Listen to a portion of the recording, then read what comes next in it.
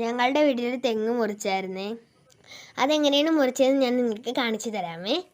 അതവർ ഭയങ്കര പാടുപെട്ടാണ് അവരത് മുറിച്ചത്. അത് വീടിൻ്റെ ഫ്രണ്ട് വശം ചേർന്നാണ് അത് നിന്നത്. അതിൻ്റെ ഒരു സൈഡിൽ ഇലക്ട്രിക് പോസ്റ്റും ഉണ്ടായിരുന്നേ.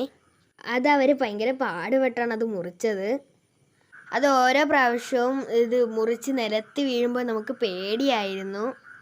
അവർ വീട്ടിലൊന്നും വീഴാതെ നല്ല അടിപൊളിയായിട്ട് അവർ മുറിച്ച് തന്നു.